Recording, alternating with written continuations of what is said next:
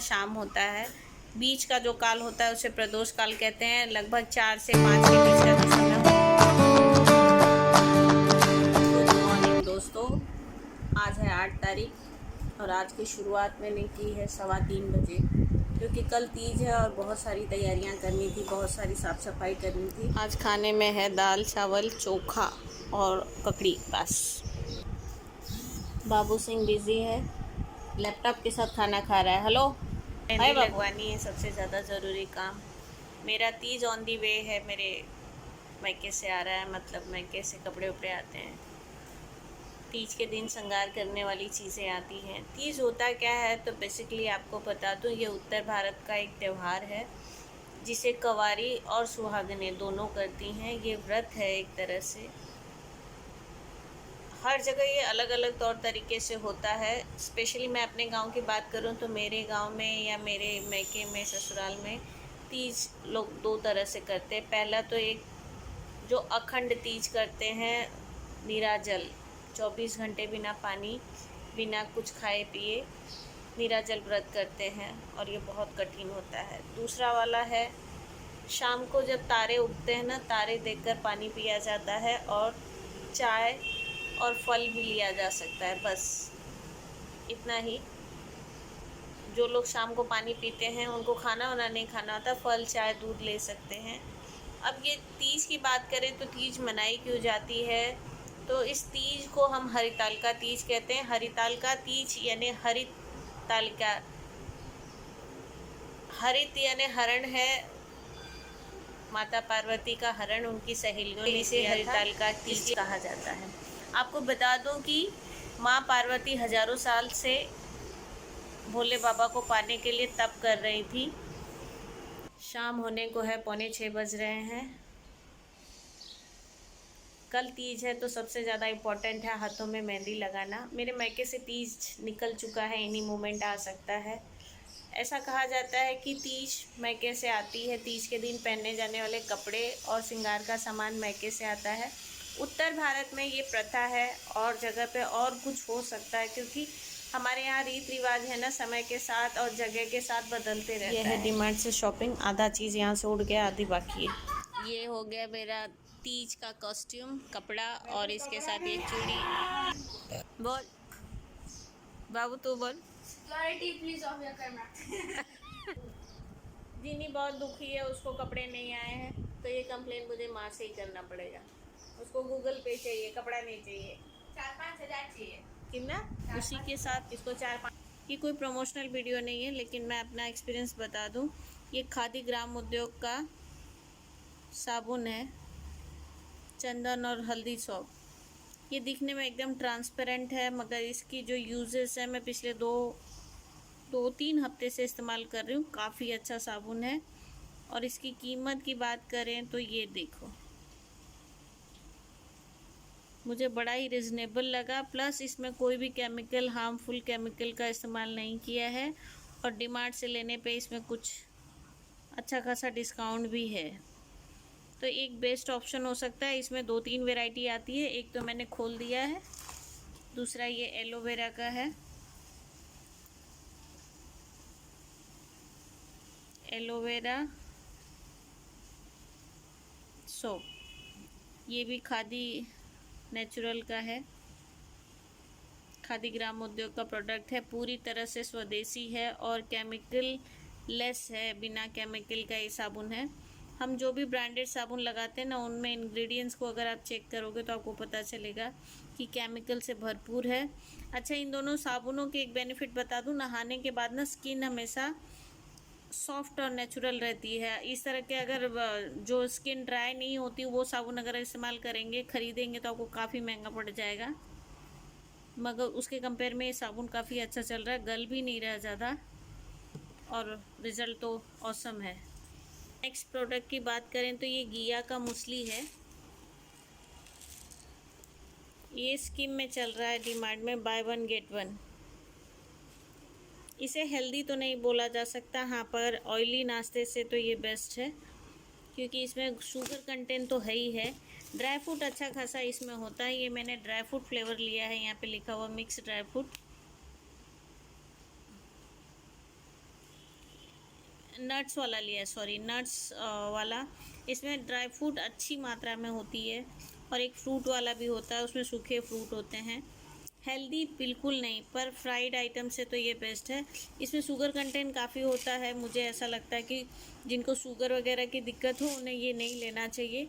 और एक बार फिर बता देती हूँ, ये मेरा कोई प्रमोशनल वीडियो नहीं है, ये मेरा पर्सनल एक्सपीरियंस है। एज अ कंज्यूमर मैं अपना एक्सपीरियंस शेयर कर रही हूँ। मैं किसी भी प्रोडक्ट को ना तो प्रमोट कर रही हूँ ना ही डिमोट। ये मेरा पर्सनल एक्सपीरियंस है इन दोनों प्रोडक्ट्स को लेकर, इन दोनों तीनों के लिए। और साथ ही साथ वैसे बर्तन के लिए मैंने रिफ्लेक्ट मंगाया है, ये भी अच्छा खासा डिस्काउंट में मिल गया है। और सबसे बेस्ट प्रोडक्ट जो है ये है हेल्दी सॉल्ट।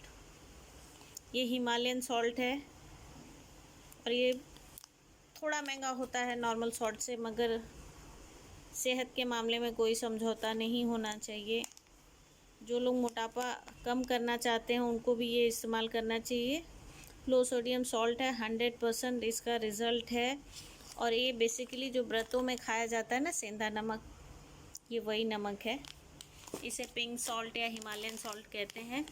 ये भी कोई प्रमोशनल इवेंट नहीं है, मैंने जस्ट अपना एक्सपीरियंस के अलावा सुबह 4 बजे उठकर कुछ खाया जाता है। मैंने अपनी दादी और माँ के राज में ज़्यादातर पूड़ी और दही खाई है, केला, और सब कुछ खाने के बाद ब्रश करके फिर चाय पिलाई जाती है। ब्रश करने के बाद पान खिलाया जाता है। अपने राज में तो ये सब हो नहीं पाता है, फिर भी कोशिश करूँगी 4 बजे उठने की और बताऊँगी कि क्यों ये व्रत मनाया जाता है। गुड मॉर्निंग दोस्तों, तीज की सुबह हो गई है, हालांकि 12-1 बज रहे हैं। दिन काफ़ी अच्छा है, ना धूप है, ना ज़्यादा कड़क धूप है, ना ही ज़्यादा बारिश है। क्लाइमेट बहुत अच्छा है, बड़े आराम से आधा दिन तो बीत गया है, आधा दिन भी बीत ही जाएगा। फाइनली शाम के 7 बज रहे हैं और मैं नहा धोकर तैयार हो गई हूँ पूरी तरह से। आई होप दिख रहा होगा।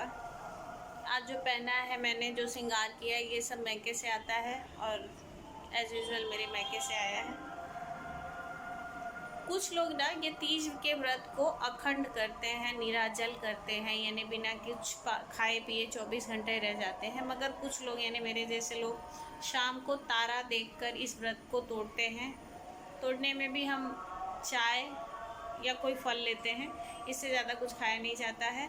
अगले दिन स्नान करके इस व्रत को तोड़ा जाता है जई निगलने के बाद। जई क्या होती है, तो चना और उड़द भिगाया रहता है, उसे ही निगला जाता है, उसके बाद ये व्रत ख़त्म होता है। अब बहुत सारे लोगों को पता है कि तीज का क्यों किया जाता है, जिनको नहीं पता है उनको बता दूं। तीज जो है, माँ पार्वती ने भोले बाबा को पाने के लिए ये व्रत किया था और माँ पार्वती की सखियों ने उनका हरण करके उन्हें जंगल में पहुंचा दिया था। वो तपस्या में इतनी लीन थी कि उनको पता ही नहीं चला कि उनको उनकी सखियों ने हरण करके जंगल तक पहुंचा दिया है। उनकी इस तपस्या से भोले बाबा प्रसन्न होकर माँ पार्वती को उनको मन वांछित वर पाने का आशीष देते हैं। और इसी दिन माँ पार्वती ने सभी कुंवारी कन्याओं को ये आशीर्वाद दिया कि जो लोग ये व्रत करेंगे उनको मन वांछित फल मिलेगा, और जो सुहागनें व्रत करेंगी उनका सुहाग अमर होगा और सुख समृद्धि रहेगा।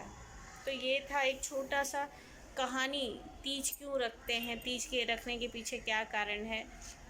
बहुत सिंपल है, हर जगह थोड़े से रीत रिवाज अलग हो सकते हैं, मगर सब जो उत्तर भारत में व्रत रखते हैं सबका मकसद यही होता है, अपने घर, अपने पति, अपने परिवार की खुशहाली, संपन्नता।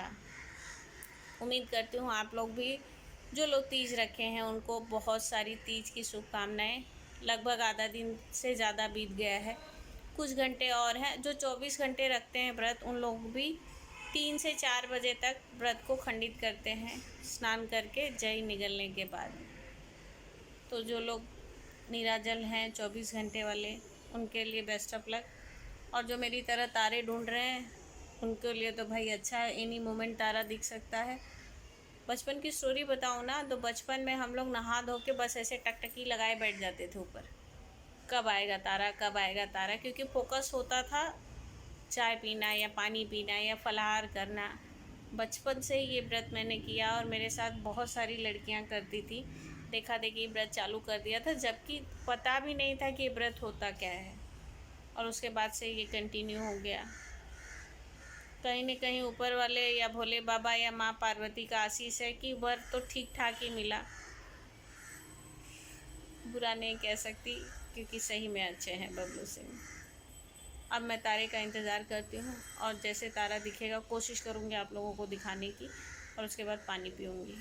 पानी में नारियल पानी से व्रत तोड़ूँगी। आज के दिन मंदिर जाने की प्रथा है, और तीज की जो पूजा होती है प्रदोष काल में की जाती है, यानी कि ना दोपहर होता है ना शाम होता है। बीच का जो काल होता है उसे प्रदोष काल कहते हैं। लगभग 4 से 5 के बीच का जो समय होता है वो प्रदोष काल होता है। तो जो लोग मंदिर जाते हैं पूजन करने के लिए वो प्रदोष काल में ही जाते हैं, और चाँद को अर्घ देकर ये पूजे को संपन्न करते हैं। मेरे घर में मेरी देवरानी को बेटा हुआ है, तो इस बार मंदिर जाने मना किया गया है, तो मैं उनसे ही नमन करूँगी भगवान को मंदिर के बाहर से ही, और फिर तारे का इंतज़ार।